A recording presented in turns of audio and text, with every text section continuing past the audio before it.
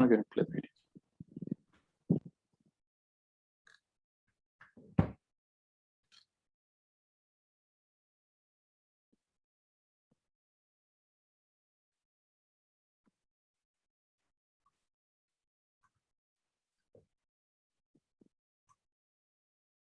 Shanu, you can start.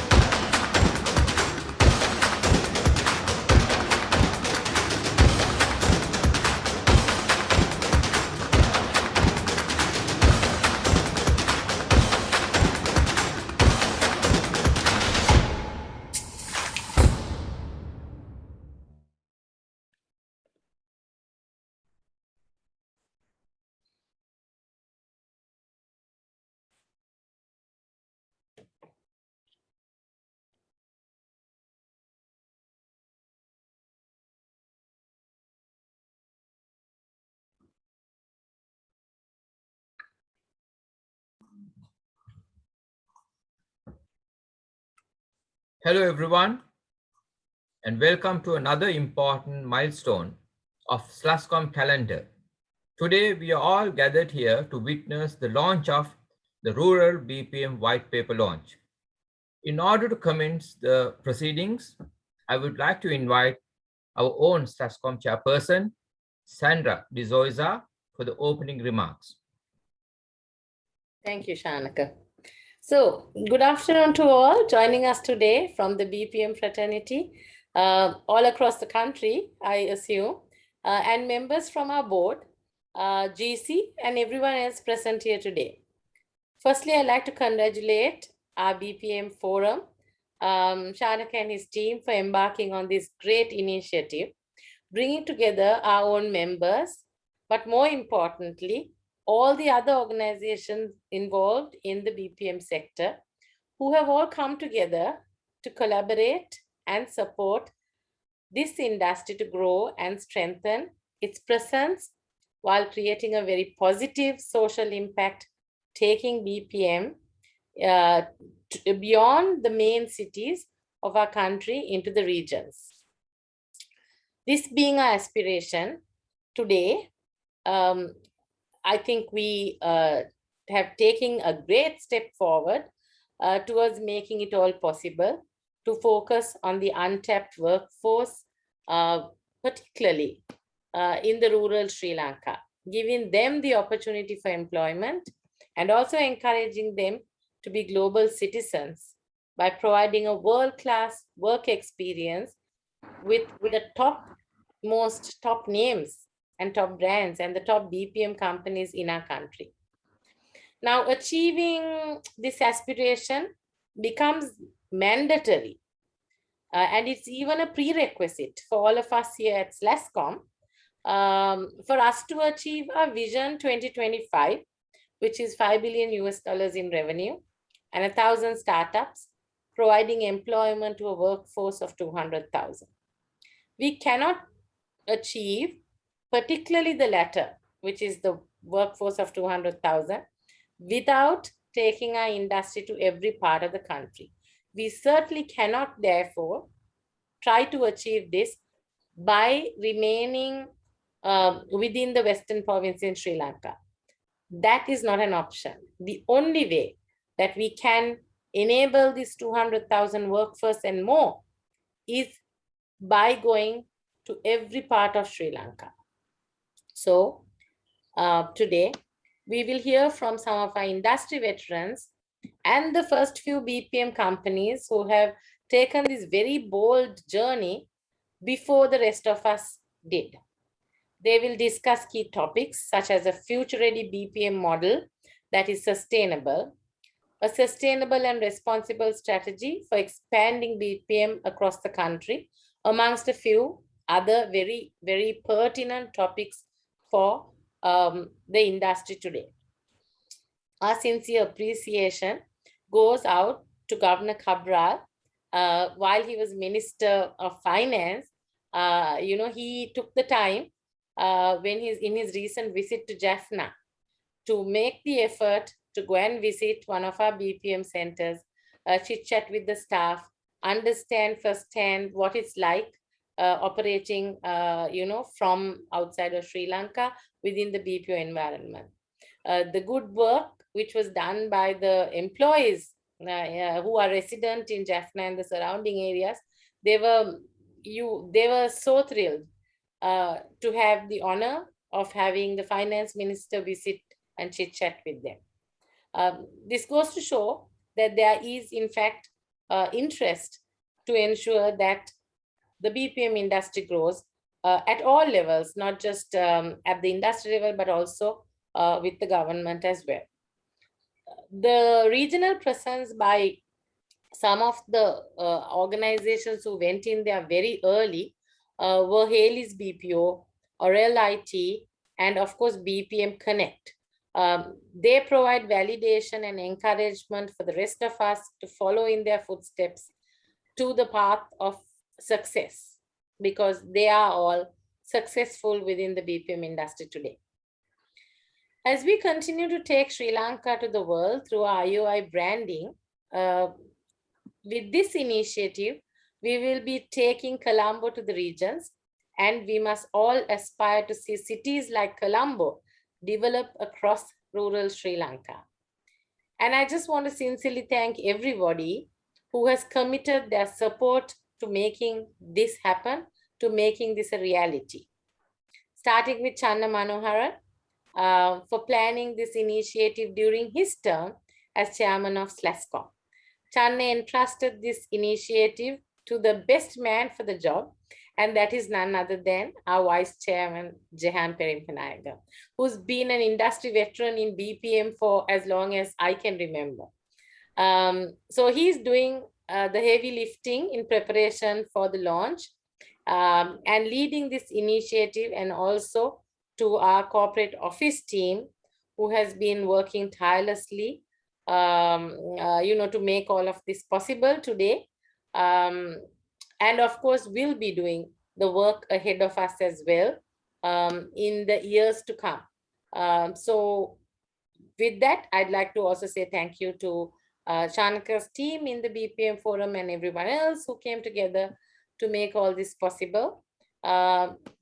This is a really good step in the right direction. This is only the beginning. And I just want to say thank you to everyone who's come together to make all this possible. And that's it from me. Back to you, Shanaka.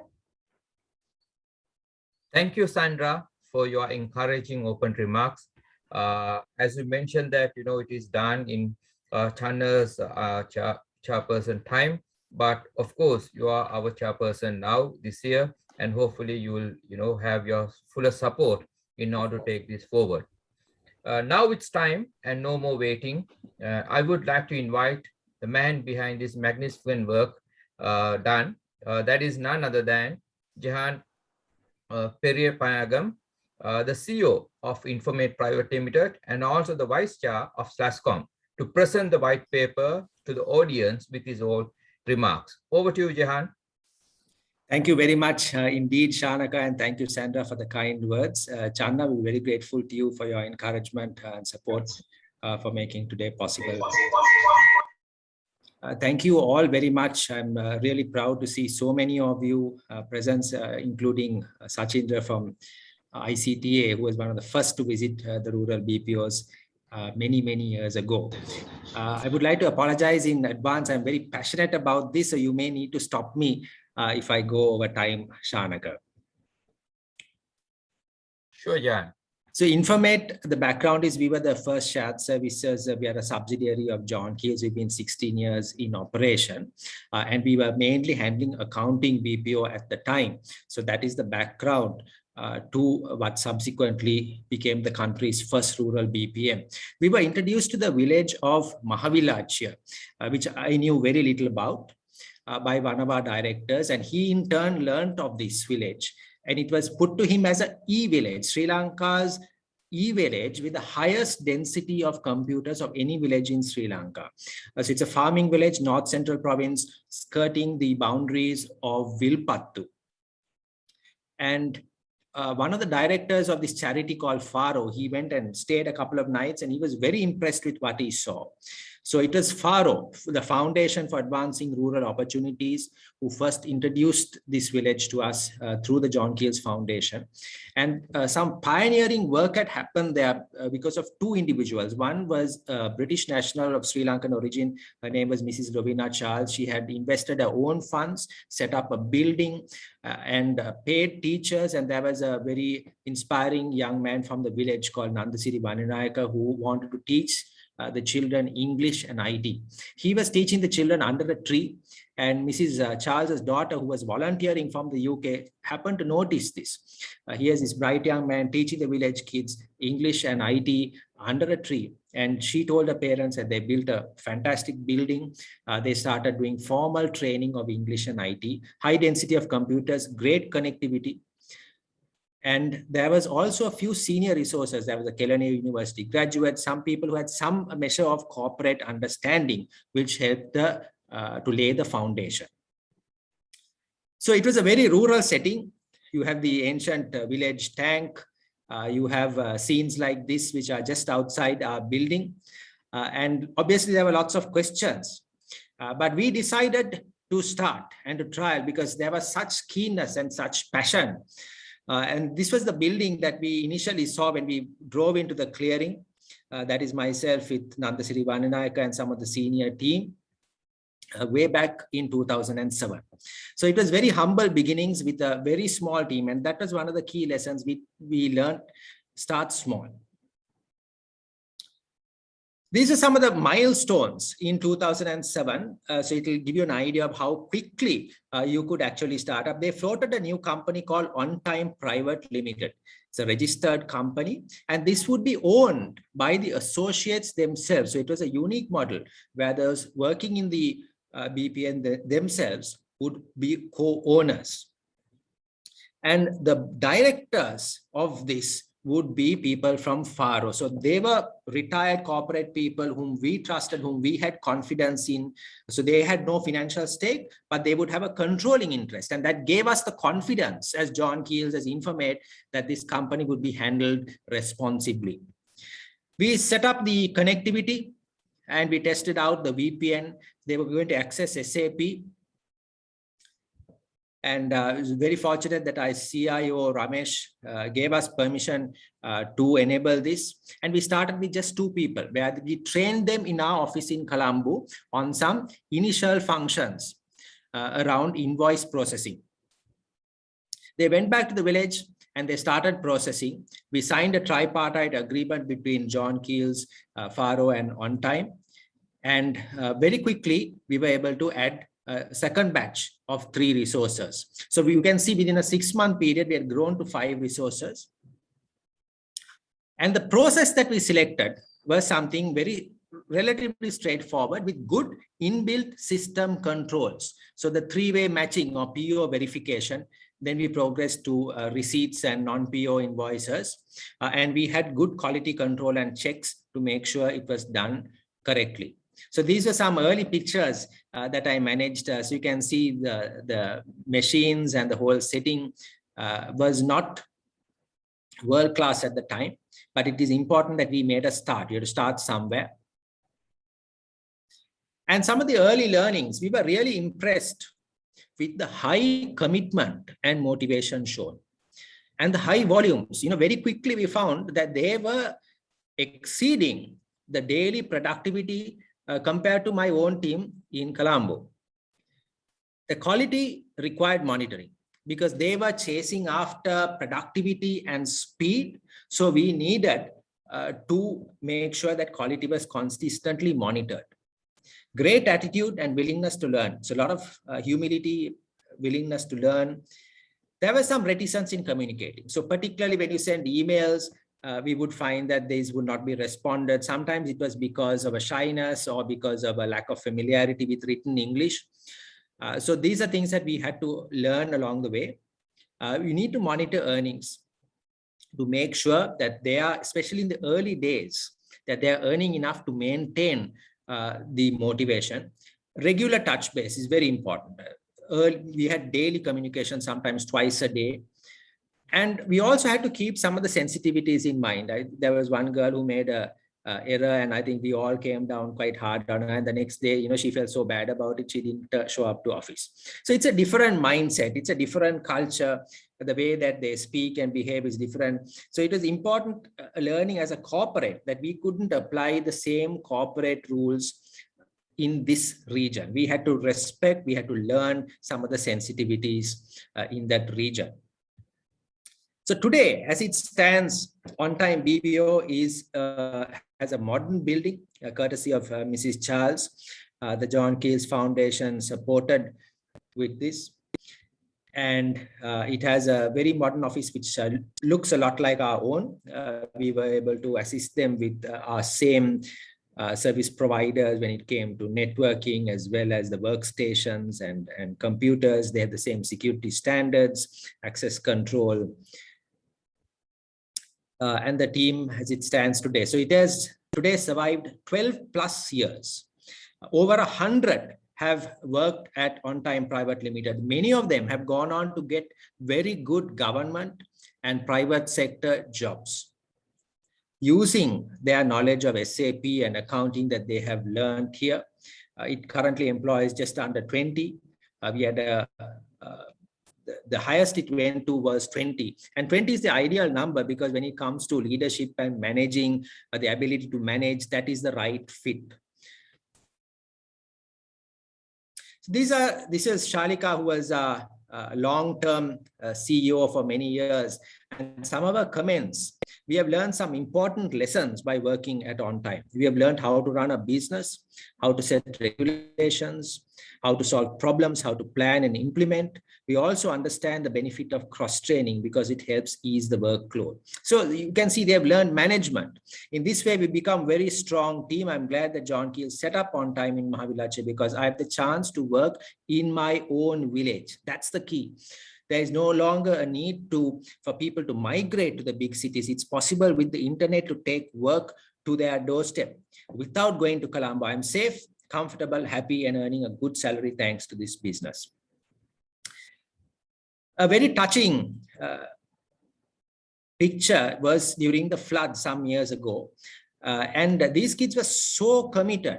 They had to brave these floods. Sometimes some of them came across by boat. They would come to the office because they realized there were SLAs, there were commitments, and they would stay overnight because to go back to their homes was difficult. They would stay overnight, finish up their work. So they would work 2 shifts or 3 shifts at a stretch, then go back and another lot would come. But this is a very touching picture which paints their commitment and their loyalty over a decade. So the model, if I could elaborate, Informate was the shared services, and we had work coming to us from the John Keells group work, accounting and other functions. And we in turn would sublet or subcontract a segment of it. Today, actually 50% of the group work, if you walk into Cinnamon Grand or Keel Super, these big facilities, their invoices actually processed out there in Mahavilache. And this had an owner-associate model, as I explained, where the associates working in the center were also co-owners of On-Time Private Limited. So they had 2 revenue streams. One is a per transaction fee that they would pay for every document that we would pay them. And there would also be a dividend that is declared periodically. We try to have it annually based on the retained earnings of On Time Private Limited. So it gave them a very good motivation. So this has sustained over a decade. And the vision is poverty alleviation from a CSR aspect by providing sustainable employment opportunities, and also develop a model, as Sandra said, that could be replicated in other villages of Sri Lanka and so support the growth of BPM at a national level. Our goal is to double our workforce. Today, we employ 25,000 as an industry. The goal is to take it up to 50,000. There are some new entrants, there is growth. And already there are concerns on poaching, on the rising costs of salaries. It will become unsustainable, friends, if we continue to limit our pool of talent only to Colombo. As Sandra said, we need to take it outside, and we have a very, very talented pool right across Sri Lanka. So replicating the project, we were introduced to Sinigama, Kushil Gunasekara's Foundation of Goodness. And there too, they were looking at a sustainable revenue source after the tsunami. We started with 2 associates, and we were able to rapidly expand the volumes and the functions. So today, Sinigama, as it stands, has a very modern office, a great team. It has been in operation 10 plus years, 15 associates, 62 different functions on SAP. Highly intelligent kids. Each unit has their own strengths. If you look at Mahavilachia, their commitment, as I said, the loyalty, the hard work. Sinigama, very, very smart. They're very high IQ. In fact, 3 of these associates were selected by Cinnamon Hotels when they had vacancies, because they were so impressed with the intelligence and with the ability of these youth. And on the strength of this, Kushil Gunasekara showed this facility and showed the work that they were doing for the John Keells Group. And he connected with US-based Art Bank. And there was another big BPO project on the strength of this that came to the Foundation of Goodness for cataloging works of art. So here was pieces of art sold for millions of dollars in Christie's and Sotheby's, and it was catalogued in Sinigama in Sri Lanka. Here's a video of Menaka today, who is employed by Hikka Trans. She was the long-term CEO of Sinigama BPO Technologies.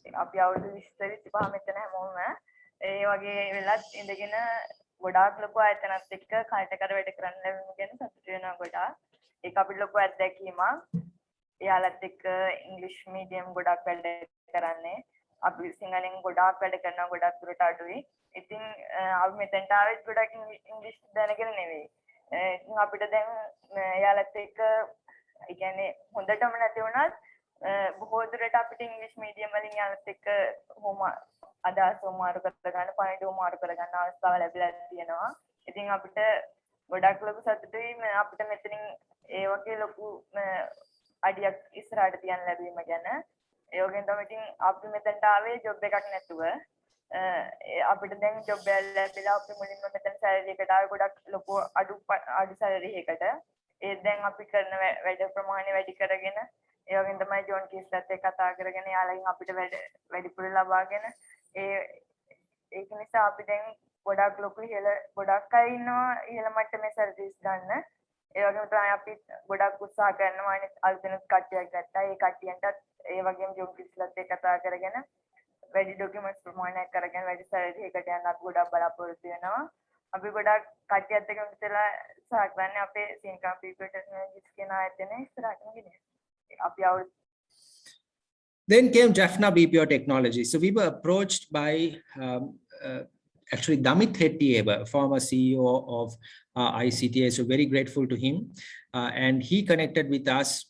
And he said after the rehabilitation process, there was no work for these young rehabilitators who had come out, a lot of energy, but now they are getting frustrated. Can we do a BPO in Jaffna?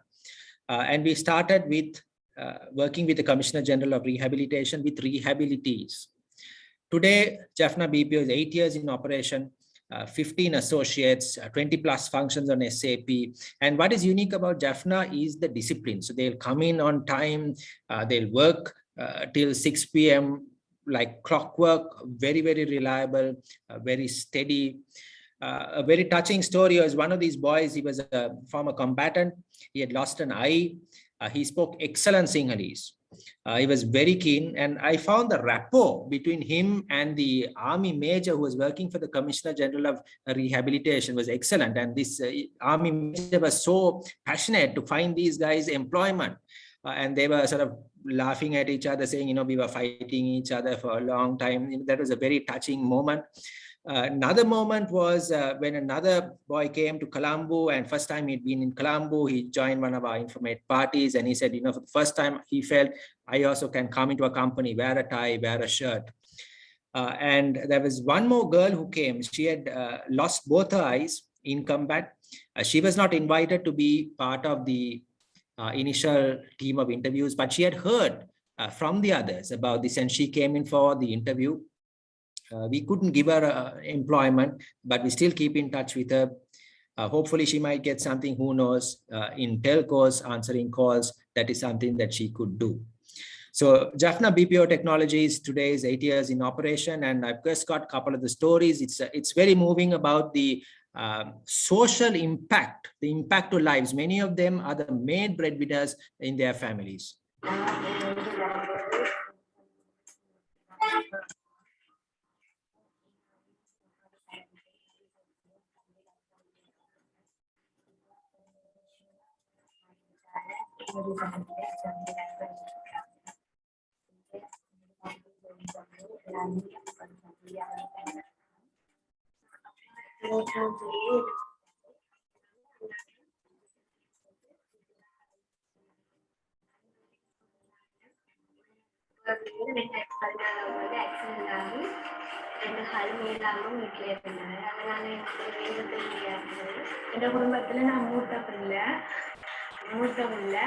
அதனால வந்து அதுக்கு பிறகு எனக்கு ஒரு தங்கச்சி இருக்கிறா, அவள் marriage பண்ணிட்டா. தம்பி இன்ஜினியரிங் செய்கிறேன், மற்ற தம்பி ஏஎல் படித்து கொண்டிருக்கிறேன். அந்த இன்ஜினியரிங் செய்கிற தம்பிக்கு நான் நிறைய சப்போர்ட்டாக இருக்கிறேன்.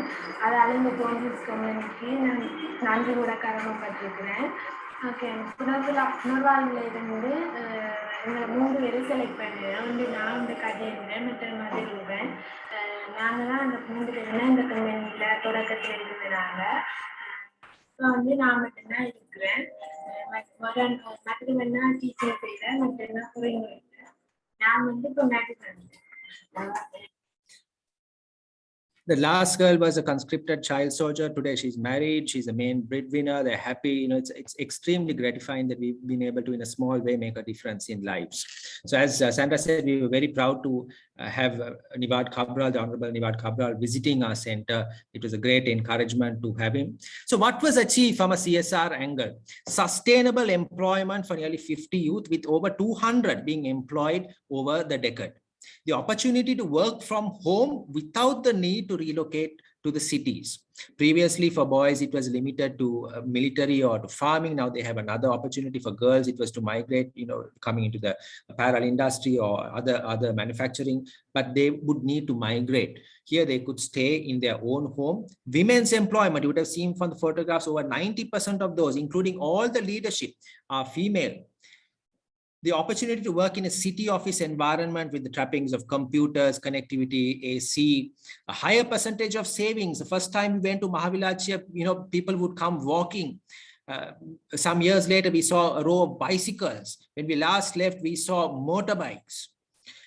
Family units are kept intact, avoiding social issues, capacity for future BPM development in the country, and also access to training and skills. So they have developed some fantastic skills today, which will benefit their lives. And it also benefited my business.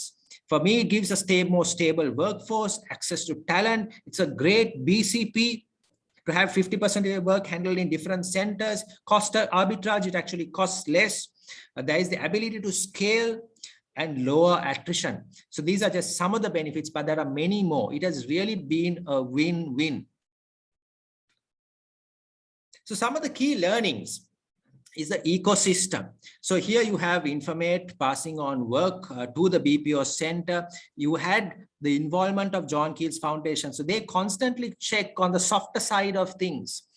You have the Foundation for Advancing Rural Opportunity, who plays a mentoring, governance, a mediation role when there are problems, and the facilitation. You have FJ&J Diserum and KPMG, who function as company secretaries and audit. Then you have ICTA, government bodies. Then you have the fostering bodies such as Foundation. So all of these went together, but important elements to make sure it was sustainable. Some of the critical success factors that I would like to share with you: regular visits and communication. That personal touch is very important. Anticipate challenges in written communication and be willing to take the additional step. Invest in technical, soft skills and leadership development. So we've had our trainers going out there working on English, working on leadership. We had their leadership coming to our office, working with our accountant, with our HR, so that they learn basic housekeeping management skills. The strong emphasis on CSR. So it's not just business, but there needs to be the CSR element as well. And we had a person championing that aspect. The involvement of a charity such as FARO and John Keells Foundation was important. We need to be sensitive to the different cultural concerns. It's not possible, as I said, translate direct corporate experience to those regions. Involve the community and the parents. So we invite them for our events. And regular engagement. So from these are snapshots of our training, the technical, the soft skills, the mentoring that happens. We celebrate anniversaries, 5 years, 10 years. We celebrate milestones. This is Jaffna BPO celebrating their 5th anniversary. We have an annual gathering at one of the Cinnamon hotels where we bring them down to Colombo, lunch, games, a chance to enjoy themselves, see a bit of the city. And our team really embraces the culture, the people, and make them feel comfortable. Some strong bonds have been built, and that is pivotal to ensuring it is sustainable. So if you were to start your journey, and I'm coming to the conclusion, the first step is identifying the location. So if we do another project, we would probably choose the East Coast. Look at connectivity, look at your supply of talent. So it worked because we had a supply of people who were trained in English and IT. There was great connectivity. If you can work with an existing charity that has a location, that has a building, that has some sort of infrastructure and people around, that will definitely help you. And also be mindful of the CSR need. If you can serve a CSR need, it will enrich the whole nature of the project. When you commence, look at the information security aspects. You might have to invest a little bit in terms of firewalls and training. Identify some simple processes that you can pass on. Start small. Invest in training, appoint a champion. I would like to acknowledge the support of ICTA. When we first started these 2 projects, it was with their replication assistance, their partner program that funded the initial investment in workstations and computers. FARO, our friends from FARO, Foundation of Goodness of Kushil Gunasekara, Mrs. Lovina Charles and Thana Sivasambu, who gave their premises to us, the John Keells Foundation, SLASCOM, which has been a huge encourager and motivator. And of course, as Sandra said, the many other IT and BPM companies, including Haley's BPO, Orel, BPO Connect, who have also done this very successfully in different parts of the country. And we hope that there will be many more of you who will embrace this journey. Thank you very much. It's been a privilege. So I've shared a paper which will be made available on the SLASCOM website, which will have a few more details and a summary of what I was able to present. Thank you. Thank you, Jehan, for a wonderful and detailed presentation of the journey of John Keells, the BPO Technologies. Also, I want to mention that my company WNS, who went to Sinigama in 2004 to set up the entire ecosystem after tsunami hit. We work with Kushal's Foundation Goodness, the Foundation of Good to build the houses as well as the communities around the village. So I'm very proud of, what is now happening with the foundation that we have laid out. So Jahan, I would like to ask you questions on the presentation that you made.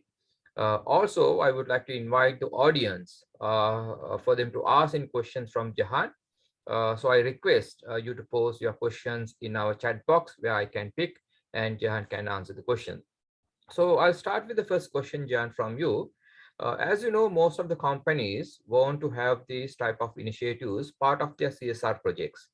So how do you transform these projects into a profit center? So the most of the time, if you look at that, we started almost about 2004, 2005, and almost a decade has happened. And what are the main focus areas to be considered in terms of, transforming the CSR projects into a project center, the profit centers that we want to do that? Absolutely. I think that's a very important aspect because that is what ensures that it is sustainable. If it is only a sort of one-off charity project or whatever, that has a time span. But if you make it sustainable and a win-win for the business, then you will ensure its sustainability. So a few things that I learned is deciding on the rates of how much you will pay out to each of for each transaction. So that takes a little time. You need to do a little bit of study on arriving it. You need to match it to the charge out rate that you are able to have. If you are charging out 100 rupees a transaction, it's obviously not feasible to pay out 90. You need to look at the right margin where you can cover your costs. The other thing is regular monitoring of statistics. So we look at things like productivity, make sure, for instance, if you have user licenses, sometimes with the dollar and the euro being what it is, those could be expensive. You need to make sure that every one of those licenses is optimized and that you're getting the optimal productivity from each person. Then you need to look at quality to make sure that you're getting the right output. And then finally, you can do a P&L. Right? So we have a P&L to make sure that it is a sustainable from our side. And number two is that they are also sustainable. So we even help them from a CSR to look at their own P&L and to look at their own costs, advise them. There are AGMs and there is input towards helping the sustainability and the increasing profitability of each of their own businesses. So it's always very rewarding to see when dividends are declared. They're pretty happy and they all have shares in the company. Some of them voluntarily purchase more shares because they've understood the model. Those are some thoughts that will help make it a win-win and translate it from not just a CSR aspect but to being a sustainable win-win. Thank you, Jahan. Let's move to the next question. It's all about the talent or the skills. As you know, you mentioned about you have selected the centers, which is far away from Colombo. So what are the main challenges that you have faced when setting up the center, especially with finding the right skills? That's one. Second one, let's say you found the skills. Now, how did you integrate those type of talent? People who are maybe not highest level of education, they are not privy to the latest technologies. Also, this type of BPM industry, how did you integrate into the John Keells culture or the BPM culture? So what are the things that you have done? If you can able to elaborate, that will be very helpful for the audience, including ourselves. Absolutely. Some of the challenges included things like infrastructure. So power, connectivity, these were things that we did experience. So we've got to anticipate some of those things and then invest. So we were able to help them with generators, with backup connectivity, so that they can actually function effectively. Thereafter, in terms of skill sets, we found English language is a challenge and remains a challenge. And we have done a lot of work on developing English language capability. In terms of spoken English, sometimes you might find limitations because I think they are a little bit shy sometimes to converse. But if you can achieve what you want to achieve, which is good understanding of emails where they can write and respond to queries effectively, that will serve your purpose. So English language, then of course our regular programs on Excel, SAP, accounting so that they understand some of the basics. And a lot of them have advanced levels. We generally look at people who are having a base level, advanced level, ideally with the commerce stream. Number two is there are quite a few people now increasingly getting into graduate programs, getting into things like AAT, CA. So when we go through the selection process, we try to prioritize people who have a better transferable skills. In terms of the John Keells culture and translate into international BPM, we didn't try to, for instance, convert them, if you like, into sort of a Colombo-centric, into our type of culture, because we were respectful of their own culture and which had a lot of strengths. Now, sometimes in terms of timing, we were trying to enforce, be there at 8:30, have your meetings. Now, in some of these centers, it didn't work like that, right? They would go to their farms, help their parents, then they would come in, right? But then they would work till, 10 in the night to make sure that the job got done. So we need to we recognize and we respect at certain different ways of doing things. Of course, we train them on information security, on what is SLA, so that there is a general awareness. But at the same time, we recognize that they have a different set of skills, which we could perhaps learn from. Some of the other challenges you need to look at safety, particularly after hours, to make sure there is transport. In some places, you had elephants after hours, so these were things that were quite unique, which we had to make sure that was prioritized. Working with the local community, with the monk, with the parents in that area was very important, so that trust is built. Right.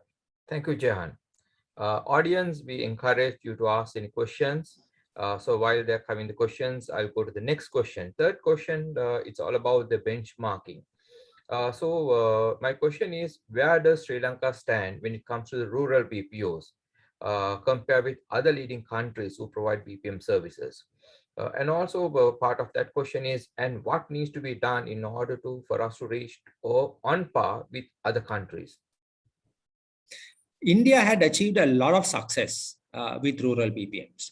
And I believe Philippines also extensively uses this network of freelancers and they're able to effectively deliver work. So it's a less formalized structure, but it's obviously worked for them. Sri Lanka, it was it's still a fairly new area, but I think it has immense potential. So I think in this respect, probably India and Philippines has done more than us.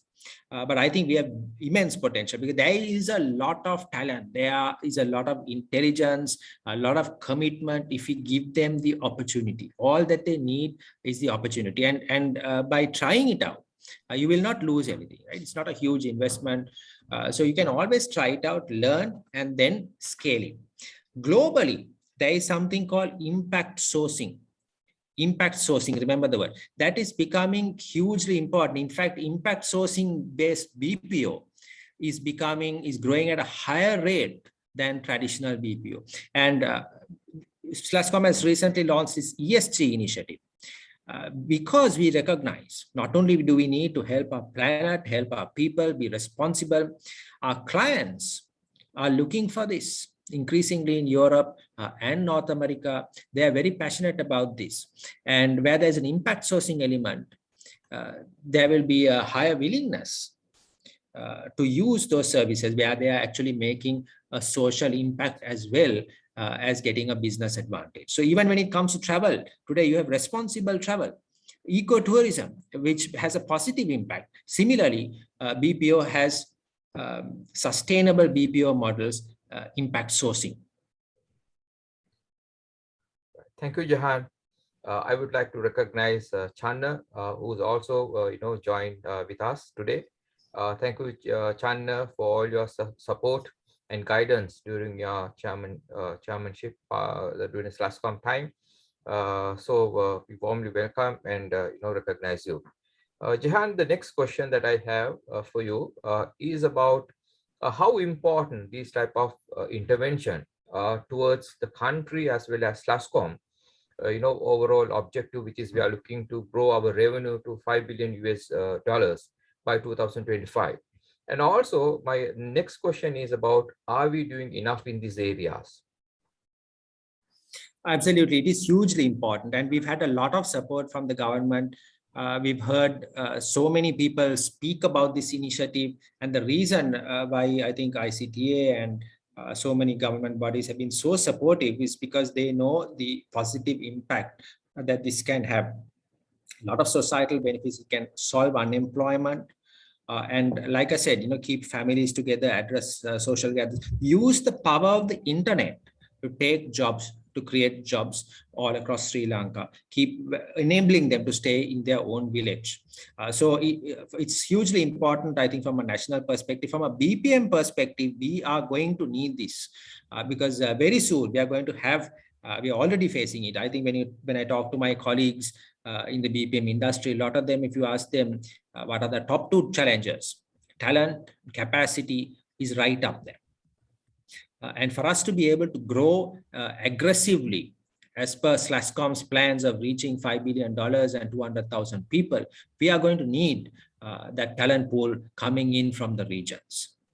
And for us, it has really worked. I mean, we've seen the talent of rural Sri Lanka. We've seen other BPOs like Orel, and BPM Connect being able to expand into hundreds. And they've done it very successfully. So I think there is, from your question, there is more to be done. We can do more, but we hope that today maybe might kickstart new enthusiasm and many more such journeys. Thank you, Jahan. I would like to open up this forum to the audience. If they want to ask any questions, you can ask rather than chatting. Maybe one question we can open up. Over to you. Anyone from the audience? Yeah, I have a question, if you don't mind, Shanaka. Yes, Chanda. Yeah, so I mean, Jahan, great work, thank you. And I've joined the presentation halfway, but I'm sure it was well delivered and very passionate about it. And so how can kind of SLASSCOM help replicate this success for other companies? I mean, there are people like Informate and others who have done it before, but rather than making our own mistakes, if someone wants to try, open up and replicate the success of this model, will SLASSCOM be able to support companies, and if so, how can it be done? Absolutely. So we have the regional forum, which has been so successful in taking the good news of the IT BPM industry across Sri Lanka. So I think the regional forum, and now, as you know, all of us work towards, not in silos. So the BPM forum is also closely engaged with that. So if there are requests, we'll be very happy to support Chana, and we can share, of course, this case study is there, and we have others such as Rukshani from Haley's, Orel IT, where we can all share our expertise. So hopefully the paper would help. That would set a sort of a framework of what you need to do. But in terms of consultancy capability, the regional BPM forum, we all work very closely. We'll be very, very keen to assist. Also to add, I think every year we run Ingenuity Awards to recognize the some of the initiatives done by each company. So this year also we have included the best the rural BPO to recognize during the national awards ceremony that we have. And also the BPM forum are happy in terms of to provide the support in terms of setting up, finding what you call the skills, all the documents, the statistics we can able to share with any company who would like to start up their rural BPO. So that's also I'd like to add to Jahan's question, Chana. Thanks. All right. So when we started, of course, Sachindra here, we had some funding assistance from ICTA, that was the World Bank funding, which is very helpful. I don't think that is available now, but who knows, sometimes there might be bodies who are willing to fund the initial startup capital as well, because there are a lot of agencies and UN organizations. So you could also look at some support to start your journey. All right. Thank you, Jahan. I think we have come to the end of today's session.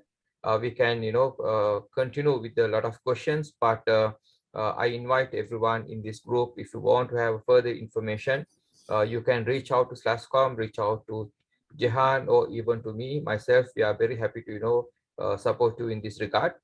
So thank you everyone who have come for this today's session. And also especially thank to Chaminda, as well as her staff, the SLASSCOM corporate staff, in terms of, arranging this event for us. So with that note, I would like to say thank you, goodbye, and hope to see you again. Thank you all very much. Thank you. Thank you, Shanaka.